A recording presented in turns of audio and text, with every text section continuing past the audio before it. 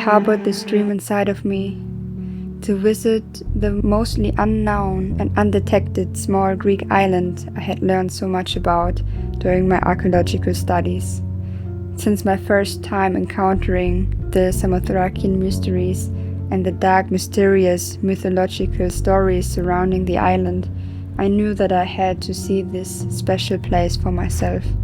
I came very close a few times, but with a chaotic life, a lot of things take way longer than originally hoped for. Nonetheless, this year seemed to be the year. After nurturing this dream for over 6 years, I said to myself, enough is enough, and planned my trip rather spontaneously with some of my most cherished friends. I was so nervous to finally seeing this place for myself. I had been no stranger to Greece. Before the pandemic, I visited often. Even after stepping on Greek soil, it took us 2 days to reach the island. Driving through beautiful landscapes, me annoying my friends with my anxiety of waiting for the ferry, even though we couldn't even see it yet, because I was so afraid of missing my chance of seeing the island that lived rent-free in my head for so long. Once we boarded the ferry, I recounted all the stories I knew, all the mysticism from my studies, all the stories I had heard about every single prominent person of the ancient Greek time who would voyage to this island of power to be initiated into the mysteries. People even today being drawn to the island and its healing energies, staying months at a time.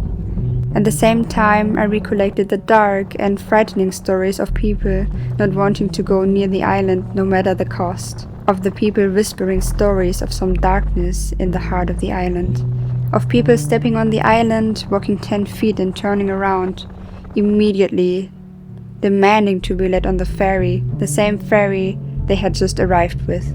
I remember thinking at the time, how can someone be so frightened of an island, to run away from it with the first boat they can find? Seeing the island from afar was already beautiful, finding myself staring in surprise how tall Fangari really was, the biggest mountain in the center of the island. Coming close to docking, my nervousness came. I remember our first time driving around the island, the beauty exactly how I imagined it. Nothing was missing. And yet, a small, unidentifying feeling formed deep inside of me. After arriving at the house we were staying in for our shared vacation, I went into the ocean straight away. I had missed the ocean so much. I had missed being on an island. Everything seemed well. We explored the island, went swimming every day. We ate amazing Greek food at the little tavern called Phonias, named after one of the biggest mountain rivers on the island.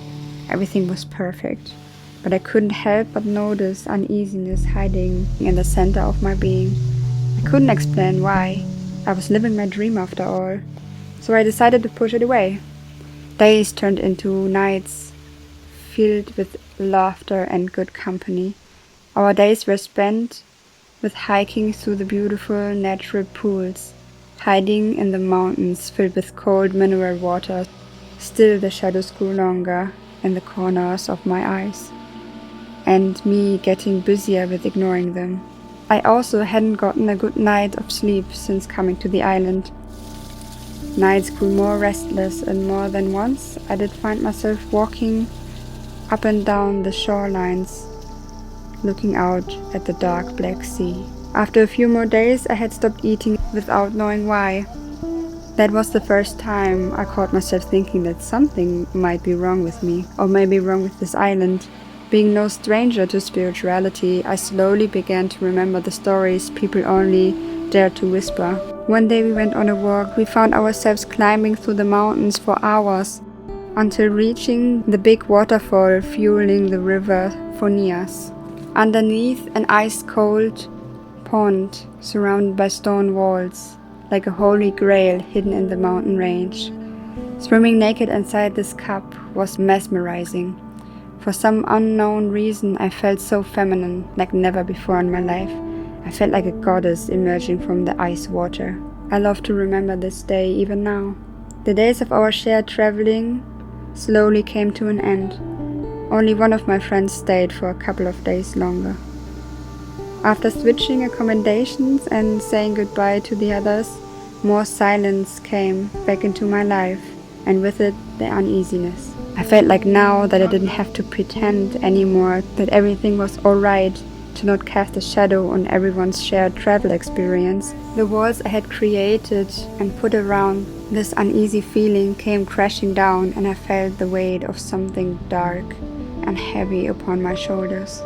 It wasn't evil, it wasn't malicious, but it was heavy. I realized that I was anxious all the time.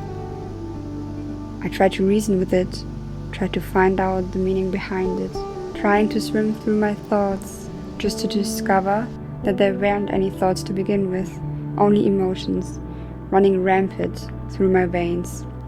My body could feel that the island was talking to me, asking me to leave. I was disappointed after realizing this. The island I had waited to see wanted me to go. But why? And why me? I had nothing but respect and admiration.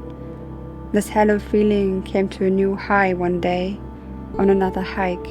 We started to walk early before dawn, passing ancient ruins, climbing up another mountain. As soon as we started to ascend, something bursted inside of me. All the tension and anxiety fell into all directions at once. I was scared of the island. Everything about the island intimidated me. I felt like the energies were so powerful that my being folded itself under the pressure. I started crying. I cried the entire way up the mountain. I knew I couldn't handle the energy. I knew I couldn't handle the island. And it dawned on me that I was one of those people the island pushed away. There's one picture of me on this very mountain my friend made. My friend made it thinking it looked lovely. I turned my back to her so no one would see that I had been crying for over an hour already. And there I knew I had to go. When the sun rose high, we took a break from working under some olive trees, and I told my host, a lovely man, with all the patience I wish to one day have, and a voice so calm, like he had talked children to sleep for over a century, that I felt like the island wanted me to leave, and that I was sorry, but I didn't think I could stay like originally planned. He said I wasn't the only one. He heard many stories about this phenomenon, and had experienced and seen it many times before. He said that this island was powerful. So powerful it draws people in and keeps them, usually until they heal, because Samothraki is an island of healing. He said people refer to this island as a moon place because the energies are dark and heavy. I could feel a boulder falling off my chest.